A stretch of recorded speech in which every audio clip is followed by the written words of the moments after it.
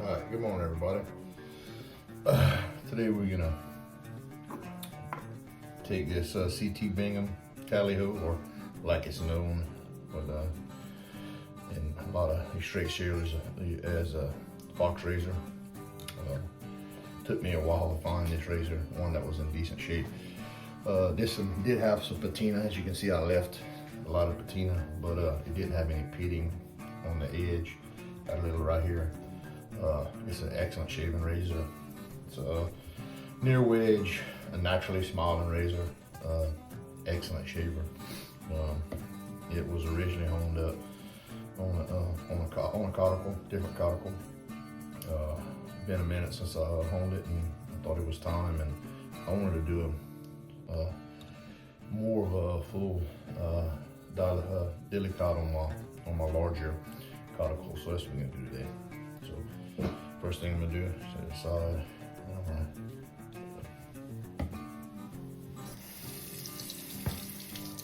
This is a I don't know exactly the vein. It hones up a lot like a Libyan. It's a 10 by 2.5 natural combo cuticle. The razor, it'll actually cut on a packing peanut and shave. So I'm not gonna build a bevel setting slurry here. This cuticle is fast. It's my unicorn. I have quite a few cuticles, probably more than I need. I know more than I need, but I collect stones and I enjoy cuticles. I enjoy the variety of the different kind of feel you can get with them, looks. But anyway, this one here is my unicorn. It's fast and it's fine and it's hard. It can replace any of the other cuticles I have. So maybe a little bit more slurry.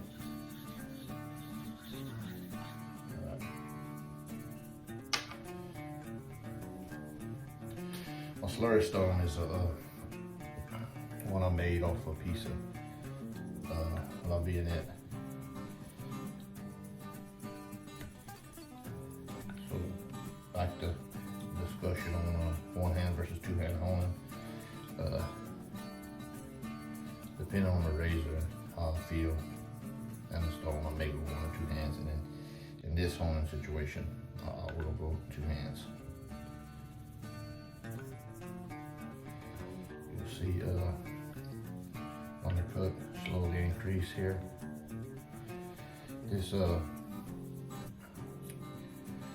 This wedge, or near wedge, when I got it, like most of them, they're gonna have those little razors that were ground by hand, have some geometry issues. Most of the time I choose to hone them as they are, not correct them. I do have a few that I had to do some correcting on. This being one I did some minor correcting because I didn't want to end up being a frowning razor. When I get a wedge or near wedge, I always start with 2 layers of tape and Sharpie to see the grind, because a lot of these wedges have been buffed or corroded or patina set in where it's kind of disguising a problem.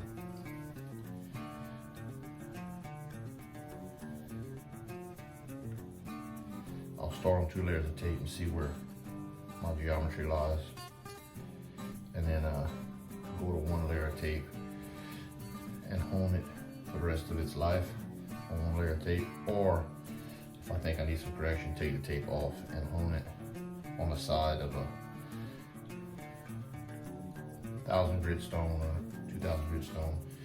Isolate my honing until I can even out the bevel to spine problems that I've found. But there's more than one way how to correct it. And that's just the way I do it. Got our first dilution here. So I'm starting to muddy up. I don't really like that.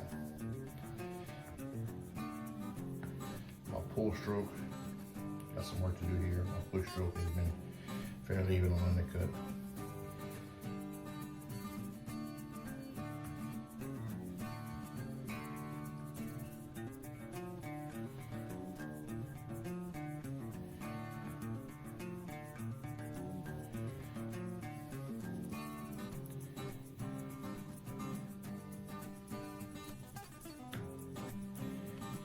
my swirl. It's starting to get dark.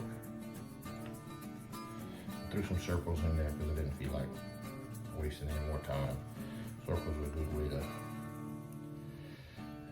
early on in the process, to get some work done in less time. That's really all they are for.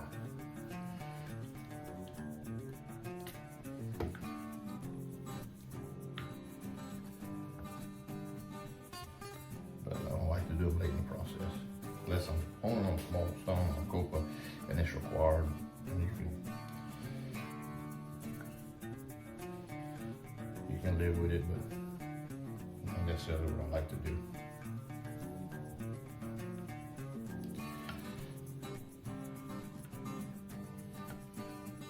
Talk about how I dilute. If the stone starts to look dry in the corners, like it's starting to right here, or my slurry starts to get more viscous, I usually drop a drop of water on it. This is not the same as honing off of 8 or 10K, which I wouldn't use any slurry at all.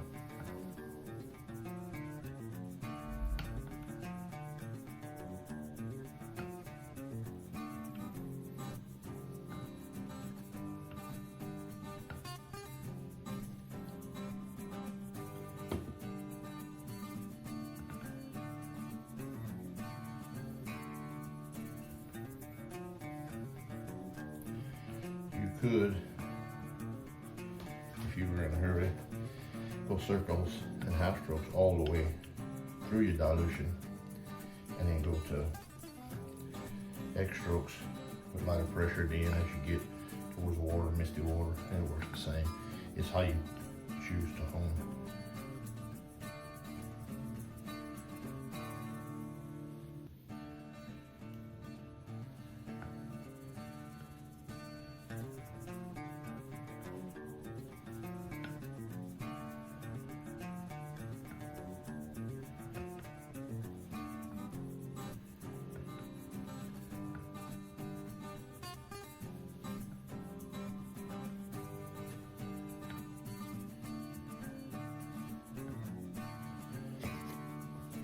Starting to dry out here and here and here.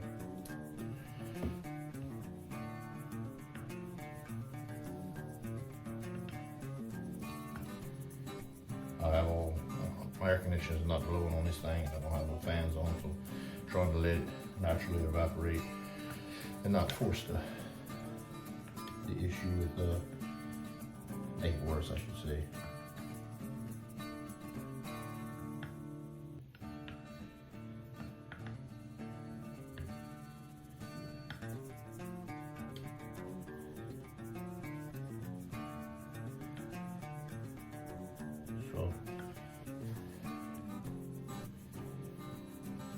I'm about to the point where I'm going to clear water and I'm getting ready to go with a hand. So if you bear with me, I'm going to go 10 more strokes. I'll reorganize my camera. As you can see, I'm rolling the egg stroke here. Trying to make sure you get work done across the smile.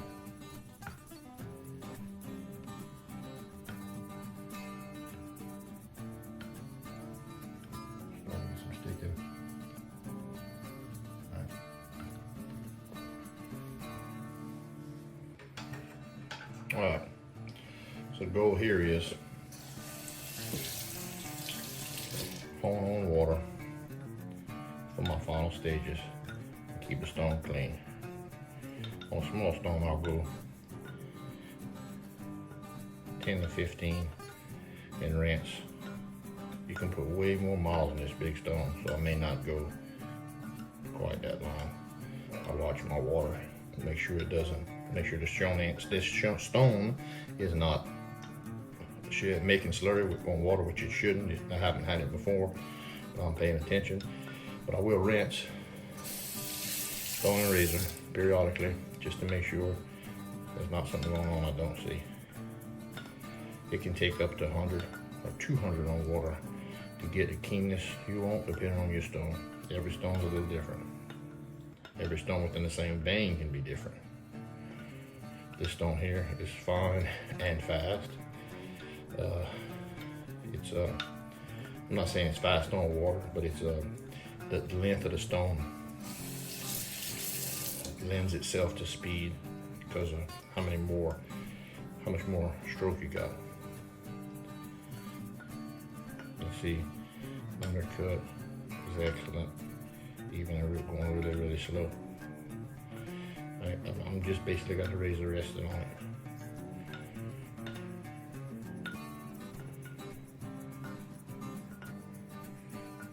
Feedback is decent.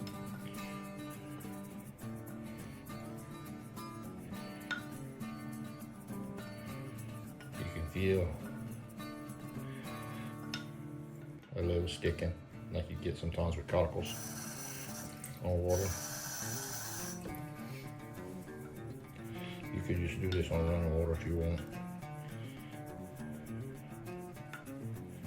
That's how I like to do it. You don't need running water. You could do it just like this. So it's starting to stick here. Undercut is excellent. I'm about to call that good. I will cut the video. I'm gonna clean the razor, pull off the tape.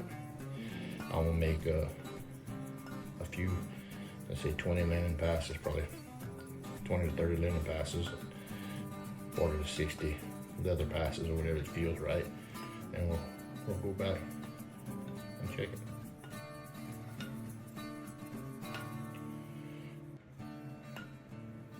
I really like where this went. I just own it. All right, that's it. Thank you. Just hold on a second and I'll be right back. All right, we're back. So,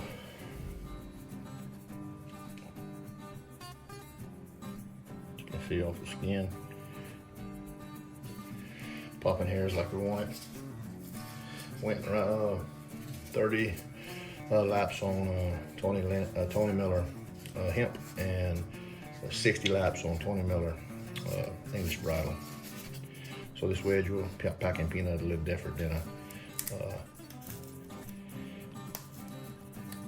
hollow ground razor, but you can see just falling in pretty good.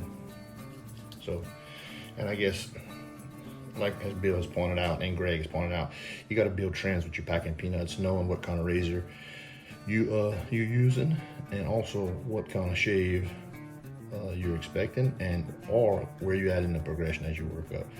I don't use it a lot working up. I use it as a final product. End of the day, I think it's a great indication of where you at, but I prefer to know where I'm at on the shave, because I don't mind rain holing it. So our razor, our CT Bingham Fox razor, it's a beaut, patina, but a clean bevel. Really enjoy the razor, and maybe I'll do a shave video out of it. May not be this week, but we'll see. Thank you for joining me. This is Eric. This is my channel, Cajun Blade, and we'll see you on the next one.